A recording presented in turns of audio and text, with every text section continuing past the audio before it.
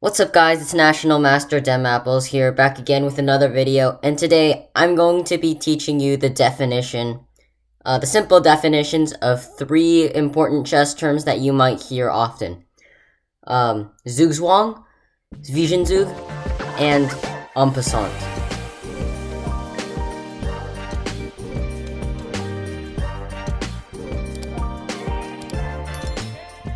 So again, these are terms in other languages that you might not know, and you might be wondering what they mean, and they are indeed all different. So let's jump right in.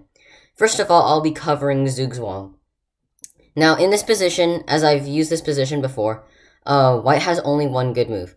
If he goes king to f6, king to d5 happens, and black will win. And so white goes king g6, and after king c5, king f7, king d5, and king f6, white wins. And now, why does white win? Well, as we can see here, like let's say in the reverse position, where it's white's turn to move. The white king has no good spots to move, right? Because it needs to protect this pawn. But where is he going to move, you know? And so this is like the simplest position of Zugzwang. Zugzwang is when you have no good moves to make. Now, in the reverse position, where white actually played the right moves after king to g6, king c5, king f7, king d5, and king f6, black is in Zugzwang. Why is black in Zugzwang? Well, again, he cannot he cannot defend this pawn. And yeah. So usually Zugzwang occurs when there are fewer pieces on the board because there are fewer moves to begin with, and that means by extension that there are going to be fewer good moves. But again, Zugzwang can occur in any position. It's just that the simple definition is you have no good moves. Let's move on to the second game. And this will illustrate the point. The word is Zwischenzug. Now, Zugzwang and Zwischenzug are both German words, and this is the first time the word Zwischenzug was ever used. This is a game between Max Euwe and Julia Breyer, and it is the first time the word was ever used, and Max Euwe was like a world champion at one point, really good chess player in like the 1920s, but he ended up losing this game. So I'm gonna breeze through this real quickly, and we'll get to the meat and potatoes of when the position begins. So it's a very complex game. Breyer ends up winning some material after Euwe goes for this very interesting play. Like, he somehow got his knight here and forked, and I don't even know what happened. He sacrifices the rook for no reason, and goes here thinking he's gonna win this rook, and forks the bishop too. Knight f6 covers everything. Bishop g5, he thinks he's gonna win this. No, he's not gonna win it. Rook g8 comes in time. Queen h6. He can't really take here. I mean, I guess he could, but he would also lose his queen. And after here, black is up material. So Euwe did not go for this. Rook g6, queen h4, knight d6. As you can see, it seems like Max's attack has not succeeded, and that he is going to lose because Breyer is just up material now. But again, the position is still complex. You know, there is this pin here, and white can take advantage of this by piling up on the pin piece. Game continues, rook f1, knight f5, queen takes g4, illustrating the pin. He thinks he can't take because takes, and well, he wins the queen. And so Euwe must have thought he was so smart. Knight takes g4, bishop takes d8, and now the annotator who annotated this game used the word Zwischenzug for the first time here. You can try to solve this yourself, and black has only one winning move here, so if you want to find the winning move, pause the video and see if you could find it. Alright, and the winning move is knight g to e3. Now, why is this the winning move? So, if black just simply takes back this free bishop, white is going to take the knight and be up material, so that is no good. So, it's clear that black needs to save this knight, but he also wants to capture this bishop. So, you might be thinking, okay, why don't we move the knight and attack this rook? Like, the knight's also protected here. This doesn't work as well because white can protect his bishop, and he's going to move it the next move with a discovered check. So this isn't as great.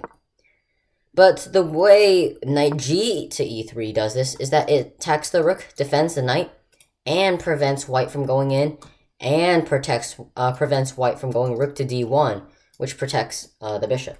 So, in other words, black is covering all bases, and white has no good moves here. Now, this is not Zugzwang, but because white has lots of moves, it's just that all his moves are equally bad, or good, in a way. But this is not Zugzwang. This move here is a Zwischenzug. Sorry, another German word I'm not too great at pronouncing. So, why is this bad for white? Well, his rook is attacked, his bishop is attacked, and the definition of Zwischenzug is just simply an in-between move, you know? You would expect king takes and then rook takes, right? This is the logical follow-up exchange. And this is usually when Zwischenzug occurs, when you exchange pieces. But then the opponent throws in a nasty attack like knight g to e3, or a nasty check. Say the pawn was on h3 for some reason, like the pawn was here. Black could, or like h4, I don't know.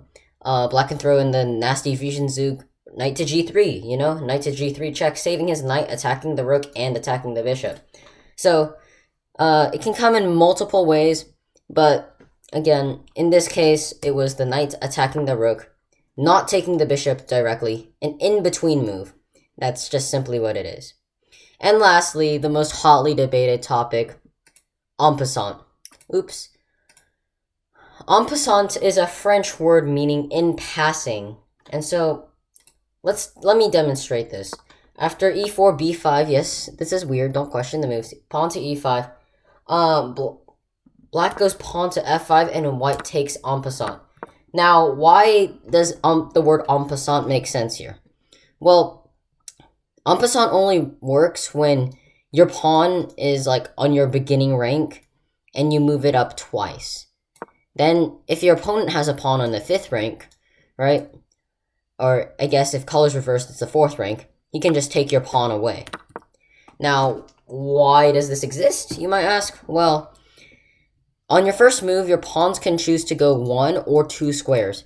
And what they mean by in passing is that to go to f5, your pawn must pass through f6 first, right? Like, the pawn just does not magically spawn on f5. Pawns move 1 square at a time. However, this is just counted as one move. So, your pawn passed through f6 to get to f5, meaning it was available for capture. So, if you play pawn to f5, white can take it as if you had played pawn to f6, because in reality, your pawn did go to f6. It just passed through it. And white can capture the pawn. And I will demonstrate another example as white. You can go pawn to a4 here. And black has the option of taking your pawn now, because to get to a4, your pawn must have gone to a3. Now, this is just considered one move, but again, the point still stands. White's pawn had to go through a3 to get to a4. It's just how chess physics works. And yeah, and lastly, en passant is not legal. You do not need to take en passant. Guys, like, I hear people getting confused about this all the time. No, en passant is not forced. And yeah, it's often not the best move, but it does look cool. And I guess I'll end on that note. Thanks for watching. Like and subscribe if you've enjoyed, and I'll see you next time. Bye.